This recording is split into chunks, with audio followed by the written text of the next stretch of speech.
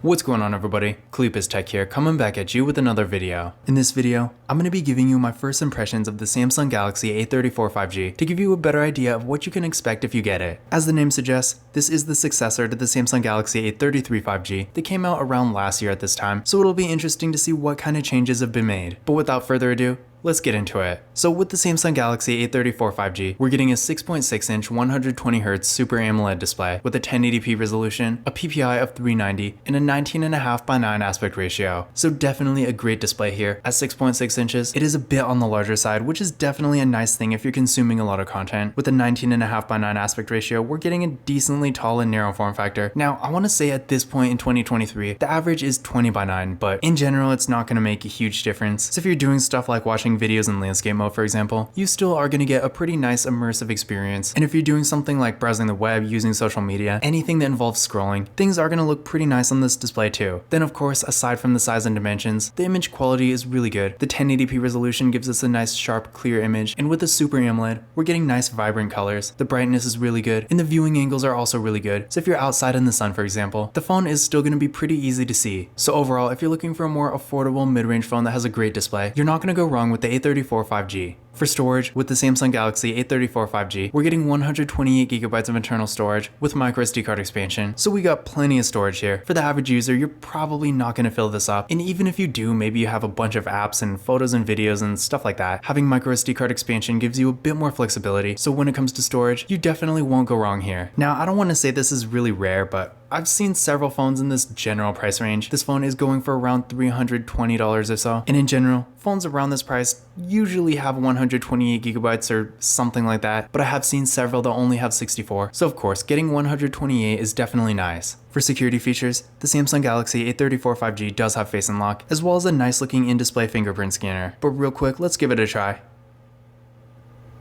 There we go, one more time.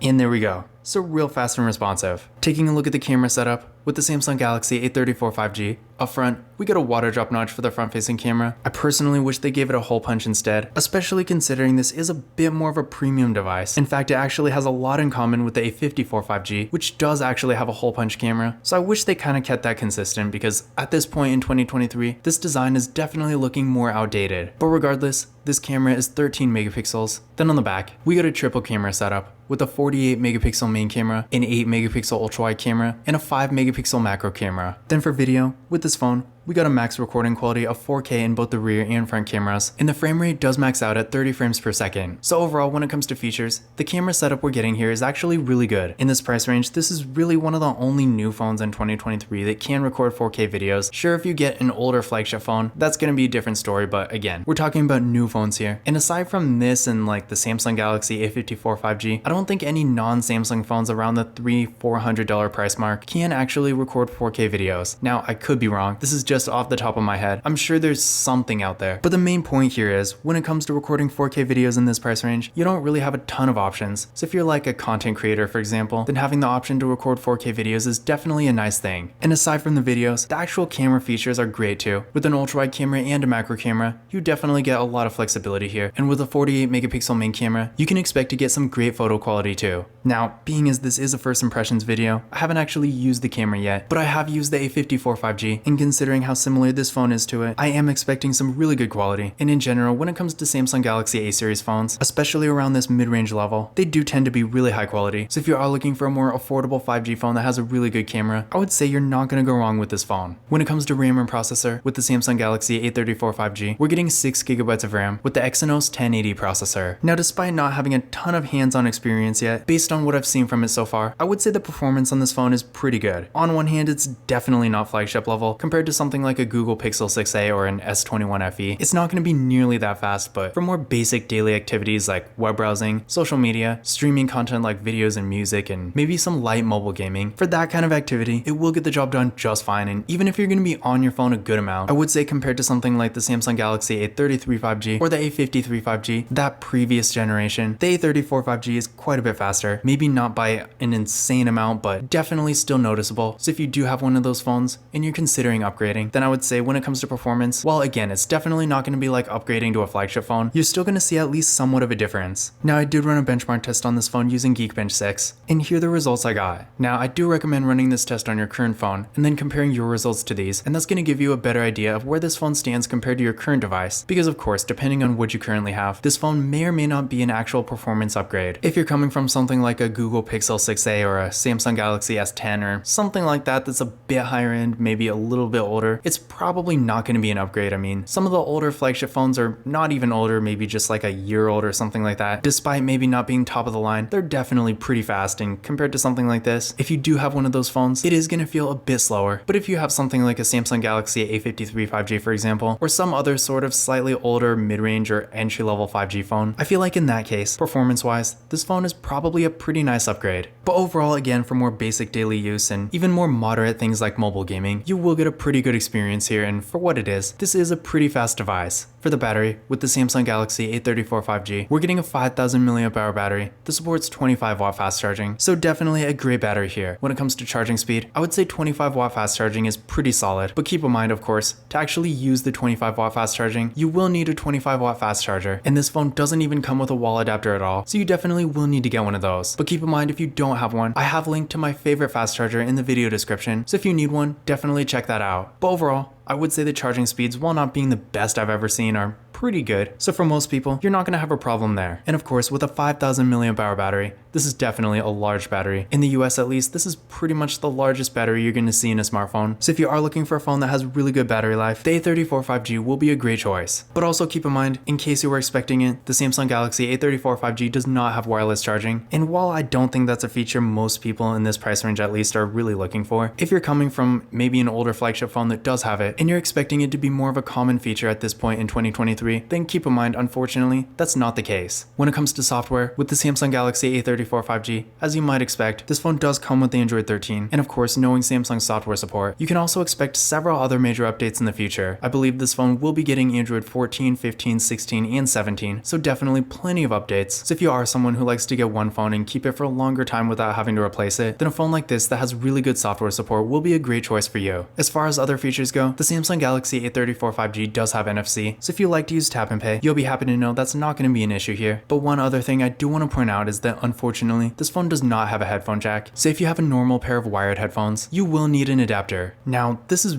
definitely not surprising. At this point in 2023, more and more manufacturers are getting rid of headphone jacks. That's a trend that's been going on for quite a while, but seeing it in a lower end, more budget phone like this is definitely disappointing, but again, not really surprising. So if you were expecting a headphone jack here, keep in mind again, this phone doesn't have one, so you will have to use an adapter or use a pair of wireless headphones instead. But in conclusion, my overall first impressions of the Samsung Galaxy A34 5G. Overall, in pretty much every way, this is definitely a solid phone, and considering it's pretty affordable, despite it not being officially launched in the US, so you will have to get it factory unlocked. I mean, it's going for around $327, so even at full price, without any kind of crazy carrier deals, it actually still is a pretty good value for the money. So in general, if you're looking for a reasonably affordable 5G phone that has a really nice display for consuming content, plenty of storage, really good performance, a nice camera that can record 4K videos, a super large battery, great software support, and features like NFC, then the Samsung Galaxy A34 5G is definitely worth considering. Now, if you want to see more videos about this phone, I will be making quite a few, and by the time you're watching this, they may already be out. So definitely check out the description because I will link to them there, as well as some information about pricing, availability, and some of my favorite smartphone accessories. But that's it for this video. If you enjoyed it and found it useful, be sure to give it a thumbs up and hit that subscribe button. Don't forget to follow Kalipis Tech on Twitter and Instagram. And as always, I will see you in the next video.